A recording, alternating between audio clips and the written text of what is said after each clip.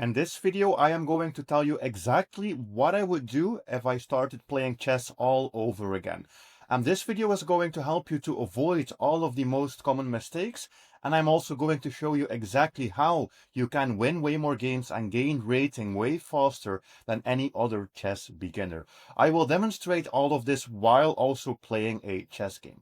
So the first very important lesson that I would like to give you if you are a chess beginner is that you should really not focus that much on openings, chess openings. A chess opening is basically the specific moves that you are going to play at the start of the game. Because what I see most people do wrong, myself included, is that in the beginning, those chess openings look incredibly promising. They look interesting. And they give you this feeling of being in control. Because if only you memorize exactly that if we play this and they play this, then we should play this. And you keep memorizing moves, it makes you feel like you are making progress. But in reality, if you are a beginner or a low-rated chess player, you are just wasting time. Because most of your opponents are not going to play the moves that you have prepared for, and you are just not working on the more important areas of your chess. So what do we do instead? I do recommend to choose an opening, which means before the game you should have a general plan of what you would like to play, and then just stick with that and don't obsess too much over specific variations. Just work on the other aspects of the game. I like openings which put a pawn in the center and develop pieces. I also really like this type of opening, which is my own opening, the Pegasus system, because this is a bit abstract. Usually your opponents will not have seen moves like this before, with this, especially this early knight to d2 move. And that can help you to actually also prevent them from using their memorization against you. So what we are going to do for the opening is very simple here. I'm going to put a pawn in the center, protect it with a different pawn. I'm looking to develop my pieces and then castle. You could play c4, pawn to c4 in this opening, but I'm actually going to keep it incredibly simple for this video and just play bishop to d3, and I'm going to castle. So that is the first thing. The second thing that we should do is realize that the most important thing to do during your game is not trying to defeat your opponent. It is not trying to attack or go for a checkmate. Most beginners think that that is what they should do, but that is completely wrong. The most important thing to do during your game is to make sure that you don't blunder, that you don't give away any pieces. Because most games are just decided by one of the two players blundering a piece, especially up to 2000 elo, but even higher than that. Almost every game is decided by a simple blunder. So we need to learn to do blunder prevention. How can we do this? Well, the simplest way that I can explain this to you is that every single time my opponent makes a move, I pause for a moment and I first try to focus on their move before I think about any of my own plans. And this really avoids tunnel vision and helps as well to see what our opponent is planning. If I'm playing an online game, what I like to do is I like right-clicking the piece, which is going to color the square, and I also like to right-click and drag to create arrows to the square that that piece can go to. And this immediately shows me that what my opponent just did. Like, they developed a knight, and also they have all of these squares that they could go to with the knight. And then I ask myself, imagine if my opponent could make yet another move. Then what move would they play? Well, I will actually have to waste a move for white here. I'm going to waste a move. A couple of things are possible, and we can actually figure out their plans by looking at those arrows. So one thing that they could do is they could play the knight to b4 and attack our bishop. And if black can exchange the knight for the bishop, that is generally going to give them a small advantage, because bishops are a little bit stronger than knights in most games. Also, this knight helps my opponent to play the pawn to e5. That's a very good move for them, because if they can play a pawn to e5, we will basically be forced to go into some captures, and at the end of these captures, we have lost our central pawn. Our pawn, which was in the center, meaning these four squares, has disappeared. We didn't really lose material, but the pawn was exchanged. And also our opponent has better piece placement. So actually this move by them, the only two things that we should really worry about here is potentially knight b4 and the knight supporting e5. I'm not worried about knight takes d4 because this is clearly protected, and I don't know what they would do if they go here. So playing in this way really helps us to prevent blunders because we are thinking about what the opponent is playing and trying to figure out if there is a problem. If there is no problem from your opponent's move, we are going to use a very structured method to find our own good moves. I will show you that in a moment. But if there is a problem, and I would say that there is a small problem after their move, we need to come up with a good move that also deals with this. The biggest problem, which I actually almost forgot to show you, is also that if we don't do anything, our opponent could move the pawn to e4 and just attack the two pieces and fork them. So, of course, we don't want that to happen. So what can we do? Well, first of all, we have to assess which of these threats is the biggest problem. So the knight to b4 move that they could play is not really the biggest problem. Yes, our bishop is under attack. We can also just move the bishop back, attack the knight with a pawn, and nothing will really happen. So this is not a move that we have to be really concerned with. The more concerning move is the fact that my opponent here would be able to play that pawn to e5, and especially e4. So what I think we could do is we could actually play our own pawn to e4. We have to be careful because the moment you move something, you might undefend something. We undefend this pawn, but it's actually not a problem currently because we still have a defender on this pawn. The knight is still defending that, so we don't have a problem. And if our opponent doesn't do anything, well, now we are going to be the one with that fork. So here you can see how I think during my game and how I try to come up with good moves. There's one thing that I do need to show you as well, which is that if they play this move, it also doesn't work because we have that e5. So it's a big explanation, but basically this is just to show you how I think during a game and what I would think about to find good moves. And here the opponent decided to play that e5 move, which I predicted. This is what they would play, but this time we don't have to worry about e4. So again, look at the piece. What are they doing? Oh, they are attacking a pawn. Oh, it's attacked twice. We need to deal with this. So I'm going to exchange. That's the simplest way of dealing with this. I'm going to exchange again. And after all of this, I'm actually going to have to exchange here as well. All right. After all of this, yes, we don't have the central pawn anymore, but the opponent also doesn't have the central pawn. So the good thing is that we didn't blunder, they also didn't blunder. The game is still equal. Very important.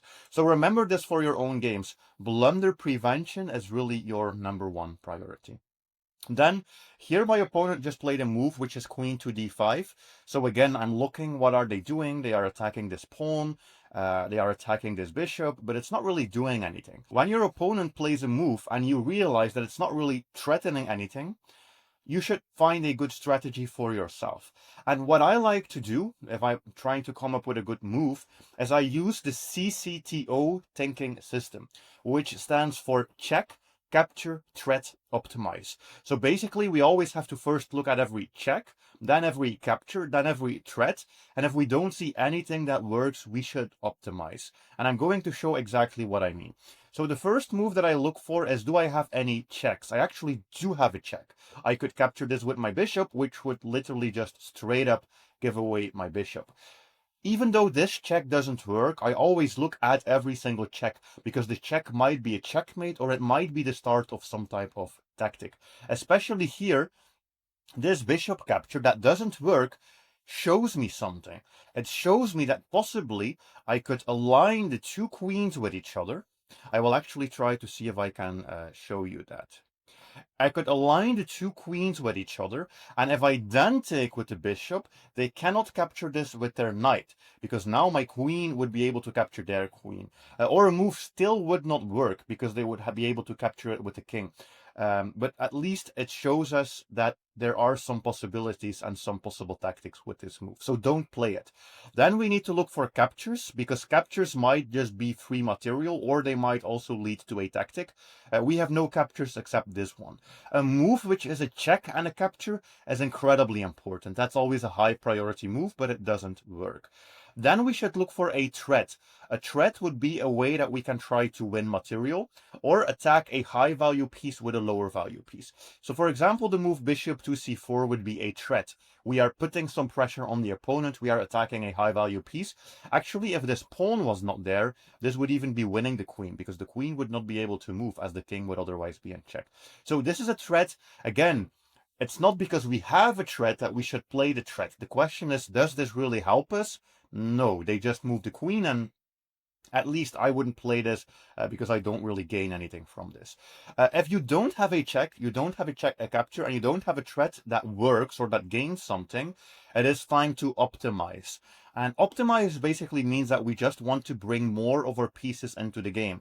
Look at this bishop, it's completely trapped. Look at this knight, it has really lost its purpose and it's not doing anything. So now I'm going to optimize. When you think about optimizing, it's not super important to try to find the single best move. At least at your level, it won't be. You just need to find any move of which you are sure it does not blunder.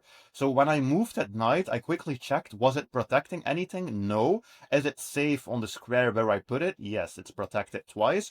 So 100% doesn't blunder me anything, and it opens up my bishop, so that was a good move to play.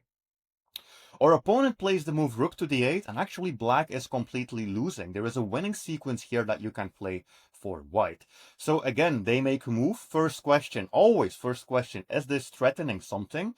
Yes and no. They actually now have two pieces on this file, which means that if we do move our bishop somewhere, I'm going to demonstrate it. If I do move my bishop, well, I actually barely have any squares. Yeah, I actually don't have squares where I don't give away the bishop, but just ignore for a moment that this pawn can capture us. We would be getting checkmated, or not actually not checkmated, because the bishop can still go back, but we would be losing material for sure here. We would be losing a rook. So there is some tension there. Is there an immediate problem that we need to solve? No, so I'm going to ignore this for now.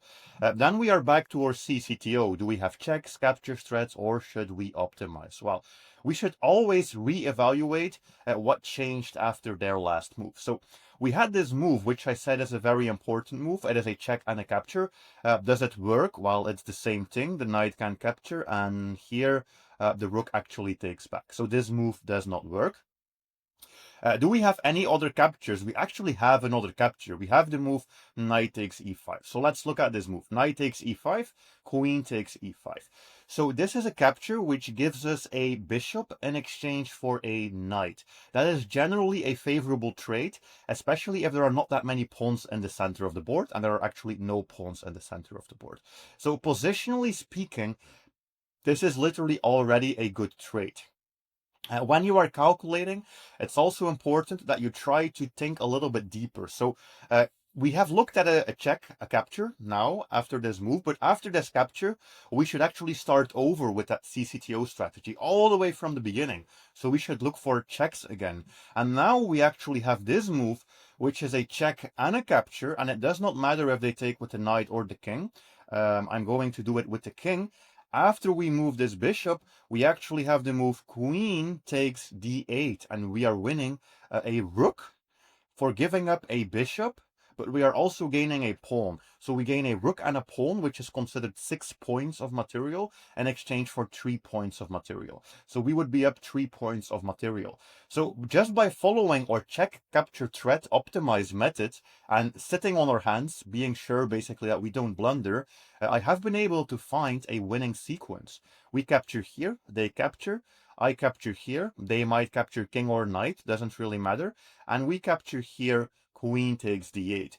And this might look very surprising to you. We are playing against a 2300 rated, and we are actually up a full piece already. This is how simple chess can be, and even at higher levels, I am higher rated. Even at my level, my opponents, 2200 rated, even above, they still blunder pieces very often. Not all the time, but very often. So you can trust that this is a good strategy.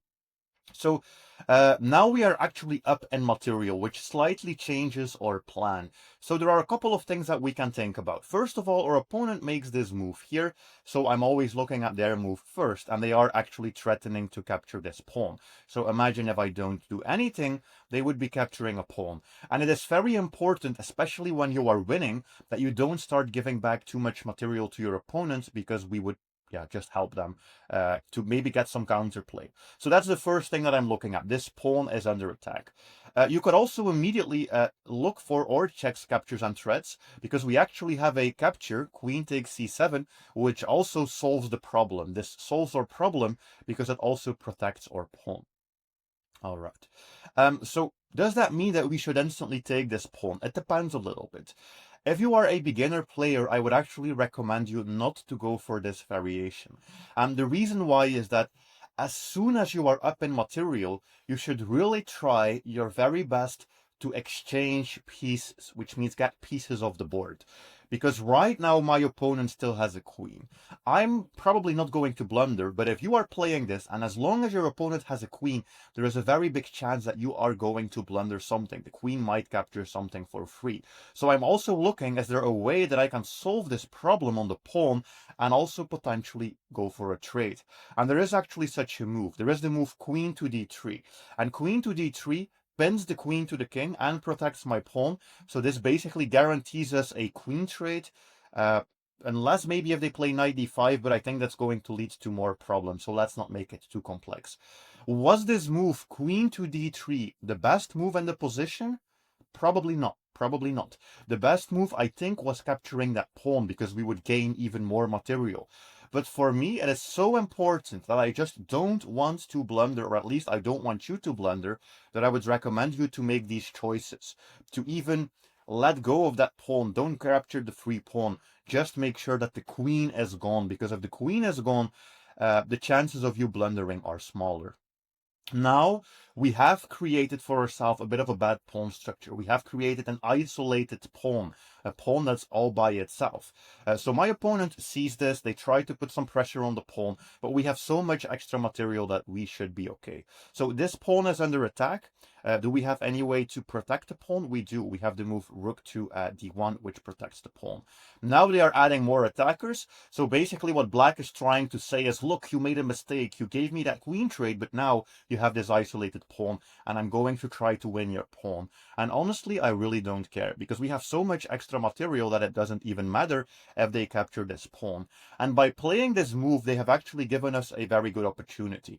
They are obviously trying to win this pawn, but I don't even care, because I see another forced way for us to trade. We have the move bishop to g5, and bishop to g5 is actually going to guarantee us one more trade, because we are pinning this knight to the rook, which means the knight can't move. And if the knight can't move, then we can just capture that, and that's another exchange. We might lose a pawn. I mean, they can take, we can take, they can take, we can take, they can take. We actually lost a pawn, but it really does not matter, because we have a rook versus bishop situation, which is still winning for us, and the opponent has doubled pawns. Once you are a little bit stronger, you might actually decide not to go for that queen trade we did in my game. I probably wouldn't have played it because I would keep it on the board to win an extra pawn and just keep my eyes open. But if you are a lower rated player, it's way, way, way, way, way better to just go for that trade instead of keeping the queens on the board. So let's keep it very simple. We take the knight. All right. And we are still up 3 points of material. This pawn is still under attack. But I actually think that we might be able to save the pawn now, because of the fact that they played the king move and they didn't go for the pawn. Because I think if we just move the pawn up the board, it's now on a dark square, and my opponent has a light squared bishop. So there is no way for them to get at this pawn. We are now in an endgame situation, and we have an endgame situation where we have actually still one extra pawn. We still have that one extra pawn because they did not take it. And we have a rook in exchange for a bishop. All right. So what am I thinking about in the endgame? A couple of things. First of all, we have to realize what is the difference, what is the imbalance, this is called in chess, in the position. Well, there are a couple of imbalances. First of all, we have that rook versus bishop situation, which is favorable for us. The rook is a better piece, but our rook is very passive. It's not doing anything in that corner square, so we will need to use it. We also have a majority of pawns on the king side, which means we have a 3 versus 2 situation. So pushing here could give us a passed pawn. My opponent here has this 3 versus 3, you could call it, although this one is isolated. So that blue one is a pawn that we could potentially lose. So that is something we need to keep our eye open as well, that we don't lose this pawn, or at least try to prevent it for as long as we can. We also have one more potential problem, which is back rank checkmate. If my opponent ever gets a rook here and I don't have any protectors, I am checkmated. So I'm actually going to recommend you to solve this first. I played this move f3 to give my opponent a little bit of, my king a little bit of space so it could move to this f2 square. I, again, wouldn't play this. I would just keep my eyes open and not fall for it. But for you, I would recommend to play it. And now we are in the endgame. What should you think about in the endgame? A couple of things. First of all, the most important thing is the activity of your king and your rooks. So placing your king and rooks on good active squares where they are doing something is important. This rook is horrible. I want to get it out of that square. I cannot really move this rook because I would always lose the pawn. So I'm just going to move this rook one square up. And now that this rook has been moved up, I can move this rook over. I could move it here, which was my plan. They were actually very smart here. They blocked this file with the bishop. Otherwise, I would be able to infiltrate with the rook and maybe go pick up some pawns. All right, very interesting. Opponent plays pawn to c5. And again, pay good attention to what's happening here. It looks like they are offering us a pawn trade. This would be the fastest way for us to lose the game. This shows us that we can still lose the game, which will happen to you if you don't pay attention. Because they can take a rook with a check, and let's say we block, they take, and actually they have one bishop left, we have no pieces left, and they will win this 100%. So this, again, highlights one very key principle. As long as your opponent has pieces, you have the opportunity to blunder, and the very thing I said in the beginning is don't blunder. So I like the move rook to e5 here. Rook to e5 is a check, but it is also a check that leads to the exchange of the rooks. And by exchanging the rooks, it is now truly a bishop versus rook type situation, which is good for us. So opponent is now attacking this pawn, but we actually have two problems. This pawn is hanging and this pawn is hanging. So we are actually going to lose a pawn here. Is that a problem? Not really, because we have the rook versus bishop situation. Which pawn should we save? Should we try to hold on to the central pawn, or should we save this pawn? We should save this pawn, because if we save that one, it will still be a problem for the rest of the game. So maybe pawn to a3. It's on a dark square. They cannot attack it. So this is fine. All right. Now we need to just simply play this endgame. And as I said, there are a couple of things we can think about. We can push pawns on this side of the board because we always have this 3 versus 2 situation going on. And we should also remember the activity of our king and our rook. This rook is still not doing too much, so it might be worth infiltrating into the opponent's position and then seeing if here or there somewhere we might be able to pick up some pawns, especially dark squared pawns are vulnerable. So we are going to see if we can win some dark squared pawns. I'm literally just going to keep attacking them. Something might break, and something breaks. All right. They are trying to exchange here. That is not a problem. All right, and I'm going to pick up this pawn. We might actually end up losing this pawn in that situation, but it doesn't really matter because we actually just picked up a pawn as well. We actually, I see we have the move rook a4, which is interesting. And again, still looking for those checks because the king actually had no squares. So one very important thing to realize here as well is that we have something which is called a passed pawn. A passed pawn is a pawn that can be pushed to promotion because nothing is stopping it. When you have a passed pawn, you should really just think about ways to push it. So I pushed it here, which distracts their king, and by distracting their king, I am also certain that they won't be winning this pawn, at least not for now. Do we see another dark squared pawn here that is potentially weak? Let's go and attack it. And let's go and take it as well. So you can see that we are doing many exchanges, but we are going to eventually win this endgame. And also, the more pawns that disappear from the board, the harder it's going to become for my opponent to coordinate that bishop very well. Because the bishop cannot really be protected by any pawns anymore. So I'm just looking to grab more pawns. That's another pawn. All right. And now I will show you, at least I will try to show you, one of my favorite strategies of all time. Let's see if we can make it happen. Depends a little bit on what. Yeah, we can make it happen. All right. I am going to oversimplify this endgame, which means I'm going to give up a rook for the bishop. That looks horrible, a rook for a bishop, but it makes so much sense because after I make this trade, we have a very simple endgame. We have 3 pawns. They have 1 pawn. There is no way that they are winning or even drawing this game. We can literally play whatever move. I'm just going to go after this pawn and promote. They are going to try to take those pawns. Well, apparently not. But even if they take those pawns, that doesn't matter because their king is too far away and we will be able to just promote. I don't even have to think anymore. We can literally go ahead and make a queen. And then from here, you should know how to checkmate with a queen and king. I'm not going to show you. If you really don't know how to do that, just look it up. You will find it. Hope this was a very helpful video. Subscribe if you want to see more, and I'll see you in the next one.